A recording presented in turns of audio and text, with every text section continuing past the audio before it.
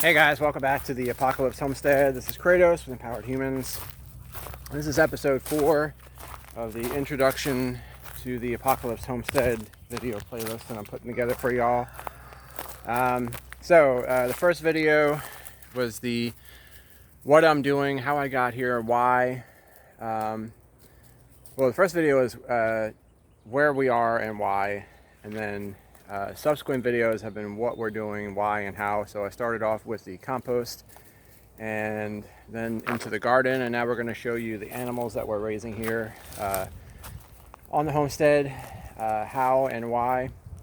So we'll start with what's easiest when you're homesteading. The easiest animal to go with homesteading is going to be your chickens. So now I live in zone 8B, southern Mississippi, so I have very mild weather. It is never going to get cold enough here that I have to worry about sheltering my chickens from the elements. It's gone down to into the teens here, and I haven't had any problems with my chickens being in this almost completely open air enclosure here. So it's an 8x8 horse panel enclosure.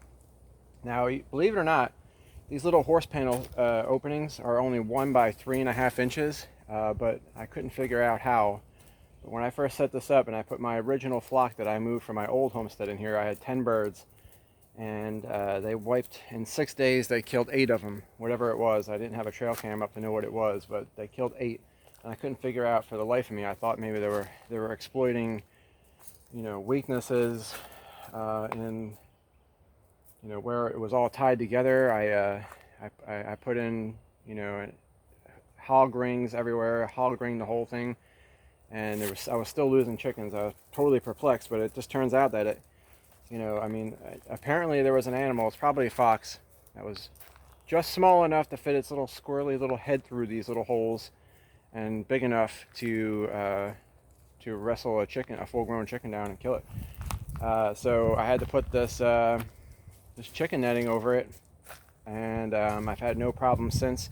You might be able to see on the ground here, I have hardware cloth along the outside of this so nothing can dig underneath it. And then it's real simple in here because, like I said, they don't really need shelter from the elements, but I did put a tarp over just half of it, so underneath where they perch in case it rains, they don't get rained on. I don't really think that's necessary per se, but it just makes them more comfortable. And then I just got a little structure right there that I built out of repurposed materials that houses their egg-laying box. I only have 8 egg-laying hens, so 1 box is really enough. Plus, I didn't make it big enough to put 2 in there. It's kind of stupid of me. I tried to put 2 in there, and I'm like, it doesn't fit.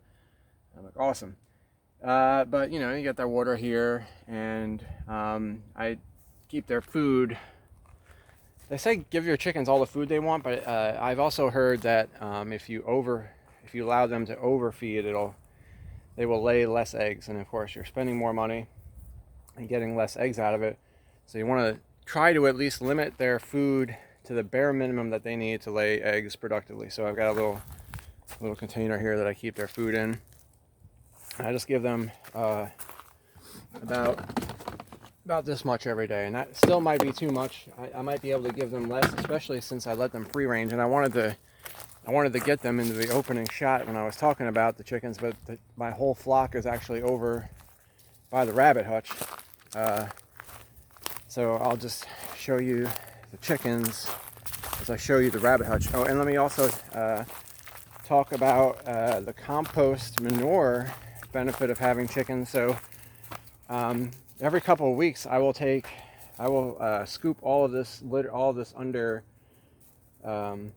litter out. This is actually composted leaves and grass clippings and everything. It looks like dirt, but it's actually composted leaves and clippings. It is, even though it's very, very composted, because they're constantly pooping in it, it's still way too hot to put directly in the garden. So I will scoop all this out, put it into the main compost system, and then add more grass clippings and fallen leaves and wood chips if I have them, and then let them do their thing.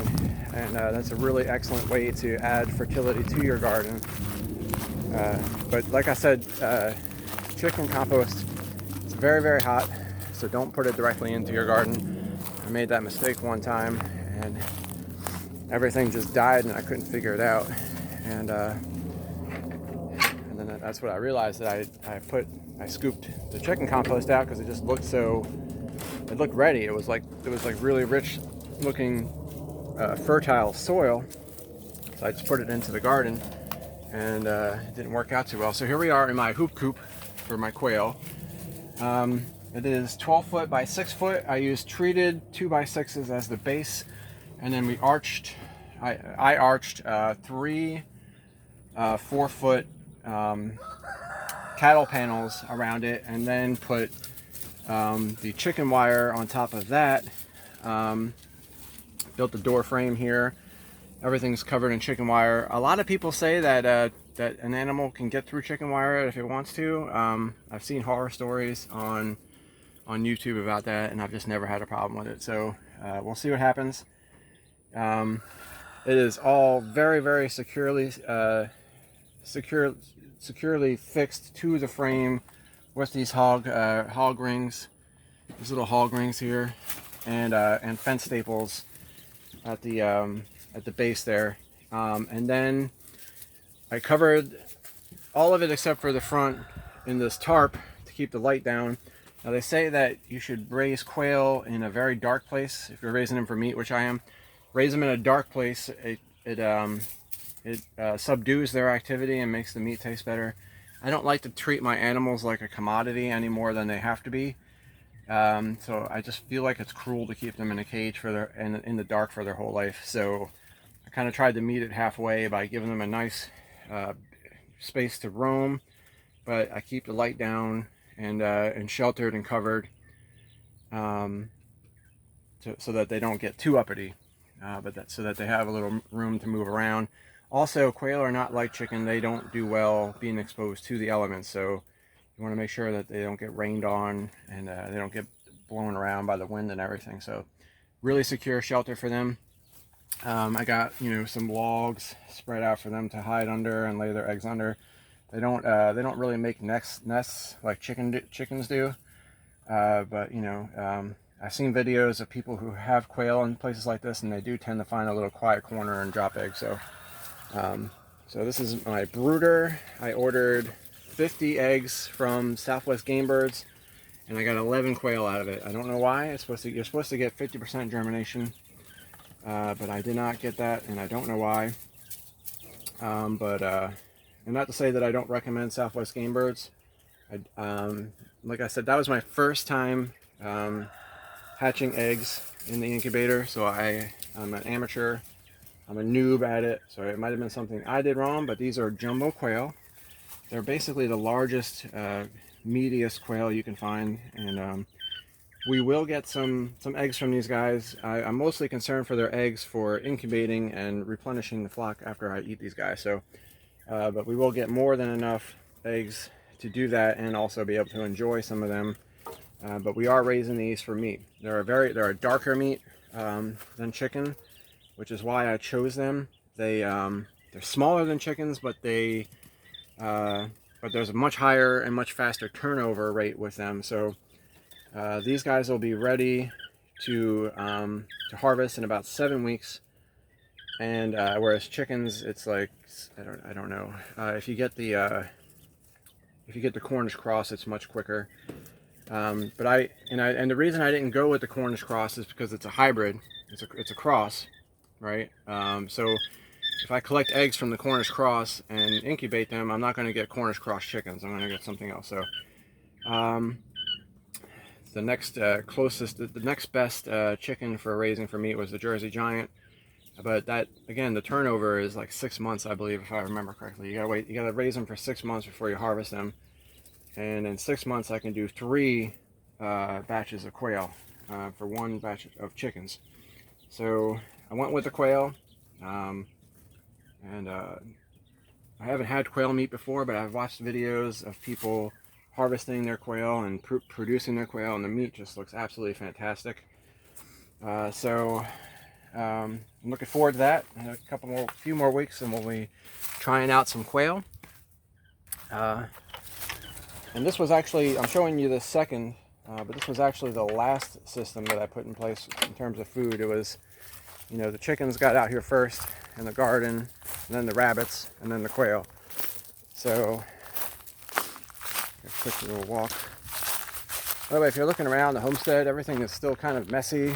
I've been cutting a lot of stuff down. A lot of stuff's been blown over by hurricanes and chainsaws and electric companies, and I'm still trying to get everything cleaned up. It's quite a daunting task. So here is my rabbit setup here. We started out with a 4-cage system, which was you know, so the shed came to here, and then we realized that A, we really love rabbit, it's delicious, and B, you know, 1 buck and 2 does were probably not going to be enough to raise enough food in a grid down situation. So we're expanding our operation. We have 2 bucks. This guy over here was supposed to be a female, but he turned out to be a male.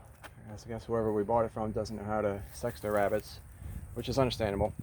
But we were going to eat him, but he's such a big, beautiful New Zealand. I wanted to keep him, so we can make big, beautiful rabbits. So this is the first batch of rabbits that I successfully bred on the homestead. She made mamas over here. Hopefully she's pregnant again. Big, beautiful New Zealand white. And she actually made 8 rabbits. 2 of them died in birth. It was very cold, so that might be why. So we had 6 here, and they're almost ready to eat. There might be 1 or 2 that are actually a week or 2 away. It's pretty exciting. And this guy, he's a male that went with this batch over here, but he was getting frisky with the women, and I don't want to cut open a rabbit and find little baby rabbits inside. That would be horrifying. And then this little mama right here is a black New Zealand. She's a little bit smaller than the whites, but she's still good size. And this is her first little brood, or whatever you want to call it. And most of the time, I've read anyway that first time mothers don't do terribly well with their first batch. But she hatched 7. And all of them survived. All of them are doing great. So she did a really awesome job. I'm really proud of her. So right now we have 2 does. We're going to add 2 more does. We're going to have 2 bucks and 4 does. This is a Rex New Zealand, or a New Zealand Rex cross. I don't know which one comes first technically, but he's our other buck. He's really awesome. So as you can see, we started off with 4 rabbits, and now we have 17 in just a matter of a few weeks. So when they say people say breed like rabbits, they breed like rabbits. They breed a lot, and they will get out of hand very quickly if you don't keep on top of it. Hopefully my other doe is pregnant right now, so I'm going to have to start, I got to make sure that when this batch is big enough, I'm going to have to put a day aside to take care of that and get them in the freezer. Otherwise I'm going to have 20 plus rabbits, and that becomes it just gets out of control really, really, really fast. So almost as important as the meat for the rabbits, it's going to be their manure. It's top-notch A1, just the best stuff you can get. And I just let it collect underneath the hutch here, and I got this fence around it to keep my dogs from eating it. My German Shepherd especially, for some reason. Speak of the devil, hey Ray Rays. She loves eating rabbit poop, like obsessively. Like no matter how often I scold her for it, I'll let her out, and like 45 seconds later I'll shine the flashlight out here and she's over here eating at it. But they are purely an herbivore. So their manure is not too hot to put into the compost, not too hot to put into the garden directly if you want to. I always scoop it out and put it into the compost pile first. And one big reason that I do that is because when there's a lot of rabbit poop in the compost pile, it gets extra hot. And when the compost pile gets extra hot, it not only does it compost quicker, but it will kill a lot of the weed seeds that are in the compost pile from the grass and whatnot. And let me just before I wrap this up, I want to come over here and show you here's my chicken flock. I got Big Ern, the rooster, over there. He's a buff Orpington rooster. He's kind of a little punk. We've been having kung fu battles the last couple of days. He's getting uppity and getting in my face, and I don't know. He better learn his place, or he's going to be dinner. But I've got 3 blacks. I don't know if they're black or they're red sex links. I have 2 Australorps. I have 3 Rhode Island Reds, and so 3 Rhode Island Reds, 3 black sex links, and 2 Australorps. So that's 8 laying hens and my buff Orpington rooster. So there's good genetic diversity there if I ever decide to save the eggs, and I'm actually thinking about throwing some in the incubator if I didn't mention that earlier. Because 8 laying hens is really good for 2 people, but I wouldn't mind a couple more just to hedge against the winter slowdown. And also next year at some point, or this year at some point, they're gonna molt. And when they molt, it's game over. It's a total shutdown of eggs. So that wraps up the food systems here at the homestead. We got the compost, the garden, rabbits and quail for meat, chickens mostly for eggs, but for meat sometimes. When they stop laying, I'll have to put them out of. I'll have to retire them, and it's not the best tasting meat in the world, but it is sustenance. And like I said, I'm going to try to grow my own food for these animals, and see how that works out. That way, I've got a creek over there with running water. There's also, I think I mentioned this in the first video, there's also an old artesian well about 1/10 of a mile away. So we have, with the food system, if I can grow the food for my animals, I will be fully off-grid with food and water. And then in terms of, just developing the homestead here, we got to get a house for us to live in. And then if God willing, there'll be time for us to save up money and put it all together. We'll be able to set up a solar system for at least a lot of things around here. I want to get a solar hookup to my well, so I don't have to risk going down the street to get fresh water, and I don't have to boil my water from the creek before I use it. And we'll also be able to take showers, which would be awesome if the grid goes down. So lots of plans here. I'm going to wrap it all up in the next video, everything that I've done here, everything we plan to do, and just give you just a recap and more encouragement and motivation to do this sort of thing yourself. And I appreciate you watching. Make sure that you subscribe to the channel. Make sure you like this video. If you like it, leave a comment, leave a criticism, ask questions. I'm here to help you guys. I'm also putting links for you to help us out with Amazon.com wish list gifts if you want.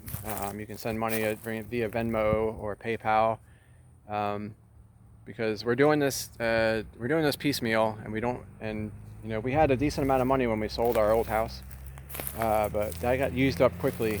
Getting all of our infrastructure set up here, everything cost more than we thought it was going to cost. But the important thing is that we're here, and if everything goes to hell, we have shelter, we have food, we have water. But we still have a lot of work that we're hoping to do before it all really goes down.